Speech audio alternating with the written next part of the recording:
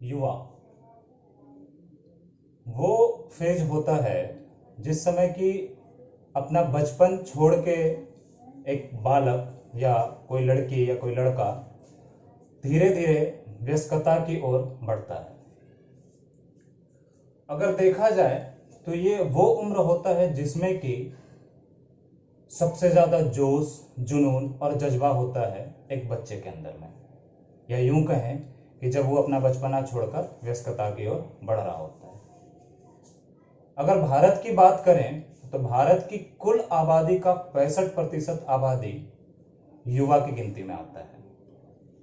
लेकिन कितनी विपरीत स्थिति है हमारे देश में कि इतना ज्यादा युवा होने के बावजूद देश की जीडीपी की बात करें या और कई चीजों की बात करें तो उसमें वो ऊपर उभर के नहीं आ रहे हैं।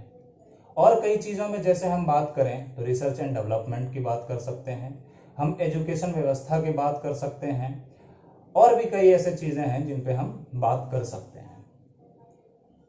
मैंने ये सारी बातें तो कही। अब कुछ लोगों को लगेगा कि कहीं ना कहीं ये तो सरकार का काम है। तो जी हाँ, ये सरकार का तो काम है, पर क्या सिर्फ सरकार ही हर चीजों को करती है या उसमें हमारा भी कुछ योगदान रहता है? अगर देखा जाए तो कहीं ना कहीं हम युवाओं का, हम देश के जिम्मेदार नागरिकों का सबसे ज्यादा योगदान होता है इसमें। क्योंकि अगर सरकार होने के साथ साथ कोई मिनिस्टर है या फिर कोई पॉलिटिशियन है, वो अपनी मनमानी चलाता है, हम क्यों उनकी मनमानी सहते हैं? क्यों नहीं उनके खिलाफ बोलते हैं? अगर हम चाहें तो हम में से भी कोई एक जिम्मेदार या समझदार कह सकते हैं कि निकलकर वो देश को तरक्की के राह पर बढ़ा सकता है। पर जी नहीं, जब तक उसे झूठ बोलना, उसे मक्कारी करना ना आता हो, तब तक तो वो नेता बन ही नहीं सकता। क्या हालत है। खैर, इन चीजों पर मैं बात नहीं करने आया हूं, मैं बात करने आया हूं युवा और युवाओं की स्थिति पे। अब इतने युवा होते हुए भी अगर हमारे देश की स्थिति ऐसी हो रही है तो कहीं ना कहीं हम जिम्मेदार तो जरूर हैं। क्यों जिम्मेदार हैं?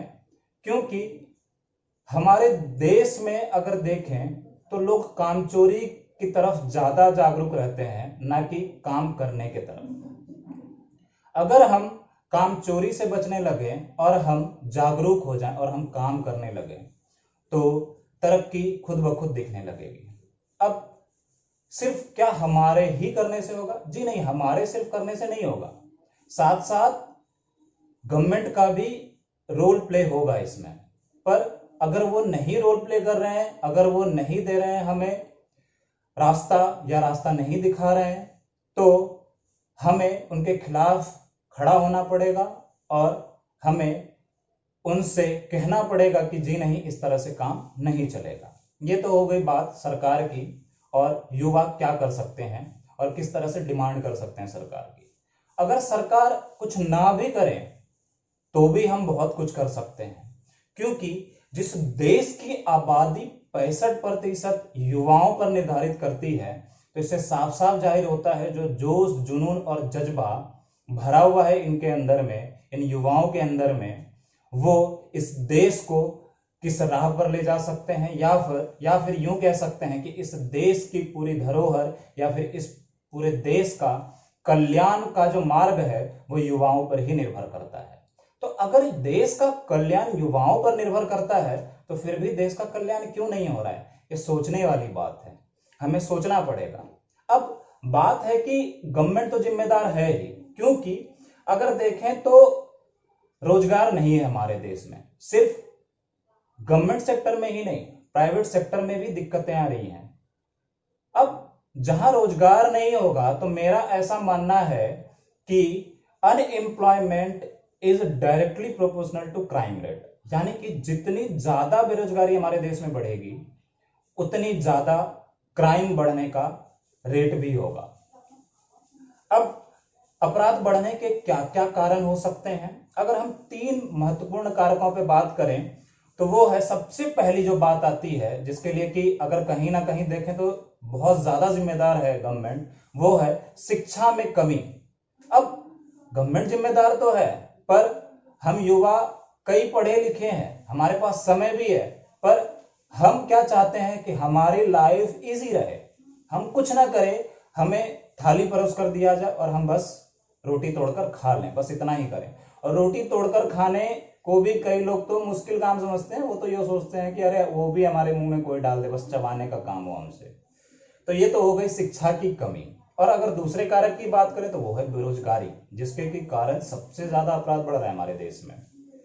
आप इंडेक्स भी देखेंगे क्राइम रेट का, तो उसमें भी भारत देश की हालत कुछ ज्यादा अच्छी नहीं है, काफी बुरी स्थिति है।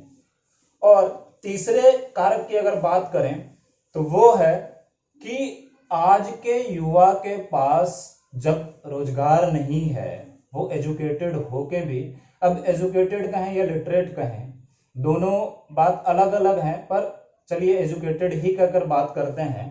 तो एजुकेटेड होने के बावजूद भी अगर उन्हें रोजगार नहीं मिलेगा तो उनका असंतोष होना तो जरूरी है, वो जीवन में असंतोष का महसूस करेंगे, जिसकी वजह से क्या होता है, अपराध बढ़ता है। तो ये तीन वो महत्वपूर्ण कारक हैं जिनकी वजह से हमारे देश में अपराध बढ़ रहे हैं।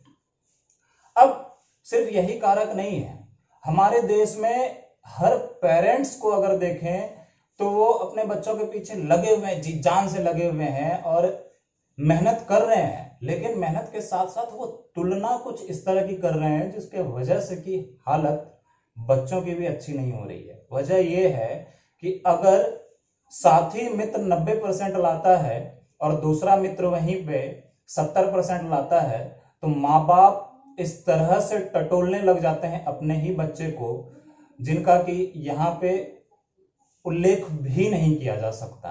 वो जिनके साथ होता है वो खुद समझ जाते हैं इन चीजों को, और वो समझ भी रहे होंगे इन बातों को अगर वो वीडियो देख रहे हैं तो। ये तो बात हो गई पेरेंट्स की और ये परसेंटेज की। अगर इस तरह से आप उस छोटे उम्र में तुलना करने लगेंगे तो आप सोच सकते हैं कि उस बच्चे पे क्या बीतेगी। क्या हर बच्चे की माइंड सेट एक ही है? क्या हर बच्चा एक ही काम को अंजाम दे सकता है? अगर हर कोई एक ही काम करने लगे तो फिर ऑटोमोबाइल के सेक्टर में कौन काम करेगा और बैंकिंग के सेक्टर में कौन काम करेगा? तब तो या तो सारे बैंकिंग सेक्टर में काम करने लग जाएंगे या सारे ऑटोमोबाइल सेक्टर में काम करने लग जाएंगे। डिफरेंशिएशन तो वहां पे हो ही नहीं पाएगा। तो अगर माइंड से डिफरेंट ना हुआ तो दिक्कतें तो आएंगी। तो इसलिए हमें जरूरी है कि हम तुलना करें, लेकिन ऐसी तुलना ना करें जिससे कि असंतोष का जागरूकता बढ़ जाए बच्चे में, वो असंतोष की तरफ झुकने लगे, उन्हें संतोष की तरफ झुकाएं।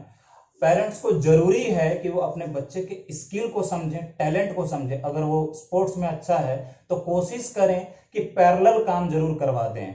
अगर आप सिर्फ उसे खेलने में नहीं डाल सकते तो आप पैरेलल काम करवाएं कि वो अगर 60% 70% लाकर काम चला सकता है तो उन्हें काम चलाने दें, उसे स्पोर्ट्स पर मेहनत करने दें, ताकि वो स्पोर्ट्स में भी अच्छा करके भारत का नाम ऊपर कर सके और आपको भी गौरव के पात्र बना सके। ये तो बात हो गई टैलेंट की, स्किल की, तुलना की। ये सिर्फ बच्चों की नहीं है, हर एज में, जिस एज में युवा है उस एज में भी होती है। एक अगर ग्रुप डी में कोई सिलेक्शन ले रहा है और अगर कोई एक अच्छा पढ़ाई करके वो चाह रहा है कि मैं एक अच्छे मुकाम पे पहुंचूं, एक अच्छी नौकरी पाऊं या खुद अपना कुछ स्टार्ट करूं, तो पेरेंट्स इस कदर उसे बोलने लग जाते हैं या परेशान करने लग जाते हैं, तो ना तो वो कुछ स्टार्ट कर पाता है और ना ही बहुत अच्छा जिंदगी में कर पाता है। वजह सिर्फ यही होती है कि वो असंतोष की तरफ बहुत ज्यादा झुक गया होता है। अब ये कुल बातें तो इन सब की हो गई।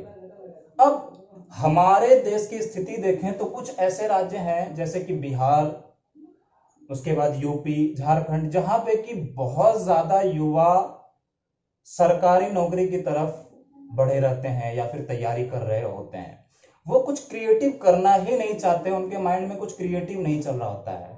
और अगर हम देखें कि अगर इतने ज्यादा युवा लगे हुए हैं, या फिर हम गवर्नमेंट जॉब्स की बात करें तो वो काफी ज्यादा मेहनत करके एक गवर्नमेंट जॉब को पाते हैं। क्योंकि एक गवर्नमेंट जॉब को पाने के लिए अगर मान लिया जाए 10,000 सीटें आई हैं किसी एग्जाम के अंदर में, उस 10,000 सीट की वैकेंसीज पे आज भारत की स्थिति ऐसी है कि 4-4, 5-5 करोड़ फॉर्म फिल किए जाते हैं, इवन मोर देन दैट भी कभी कभी हो जाते हैं।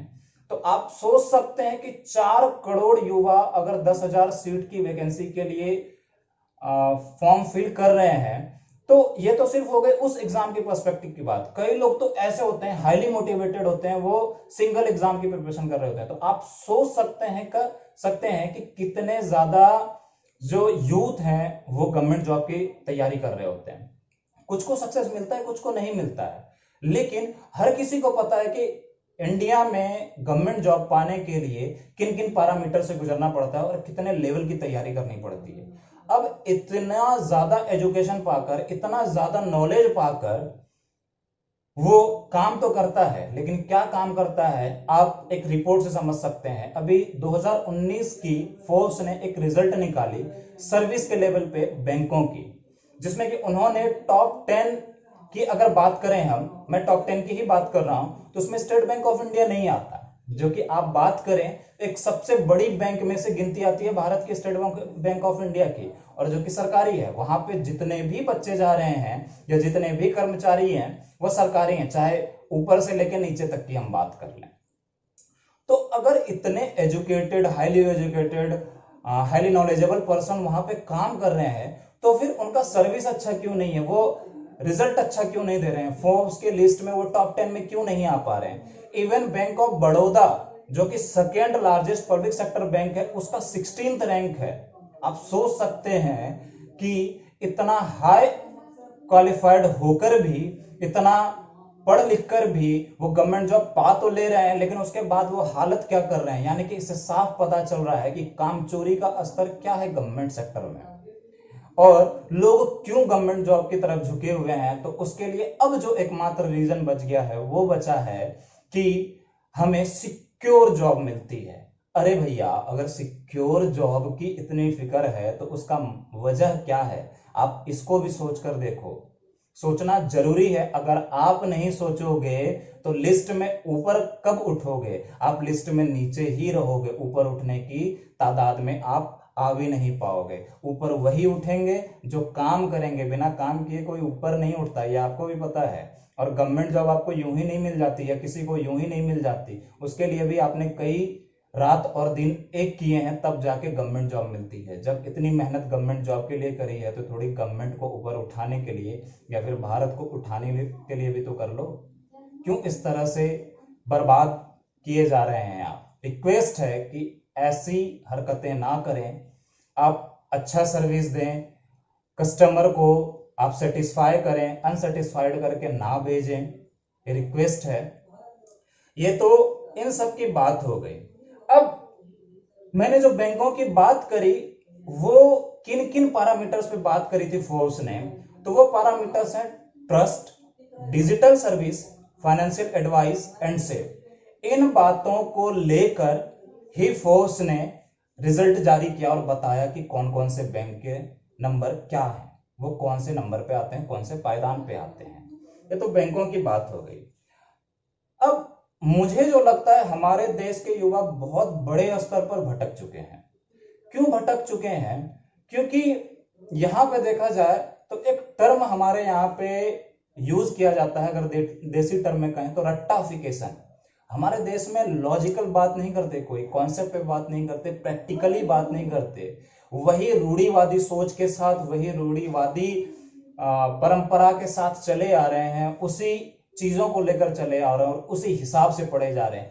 किस चीज को किस लिए पढ़ रहे हैं, क्यों पढ़ रहे हैं, उसकी जरूरत क्या है जिंदगी में, इससे किसी को घंटा फर्क नहीं पड़ रहा है। वो बस पढ़े जा रहे हैं, रटे जा रहे हैं, परसेंटेज लाए जा रहे हैं। अगर मैं आपको एक एग्जाम्पल दूं और बताऊं कि हमारे ही विद्यालय से एक ऐसे विद्यार्थी निकले जिन्होंने कि 10वीं की कक्षा में 98% स्कोर किया।